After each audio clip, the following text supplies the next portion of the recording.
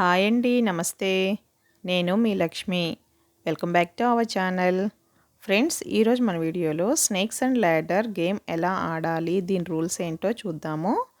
మనం snakes and ladder ఆడడానికి బయట మనకి బోర్డులు కూడా దొరుకుతాయండి. లేదంటే కనుక మనమే చాలా సింపుల్గా డ్రా చేసుకోవచ్చు.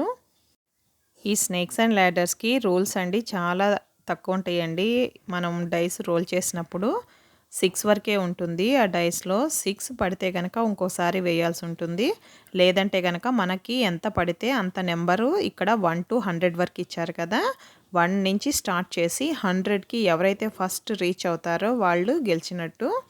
ఇక్కడ నిచ్చెనలు ఇచ్చిన కాడ నిచ్చెనలో ఉన్న ప్లేస్లో పడితే కనుక అక్కడి నుంచి వాళ్ళు పెట్టిన ప్లేస్, ఇప్పుడు ఫర్ ఎగ్జాంపుల్ ఇక్కడ 4 ఉంది కదండి, 4లో పడితే కనుక 14లోకి వెళ్తుందనమాట.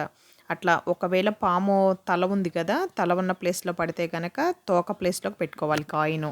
అంతే, దీంట్లో పెద్ద రూల్స్ అంతా ఏం లేదు. దీంట్లో ఇప్పుడు నేను ఒకటి చూపిస్తున్నాను చూడండి.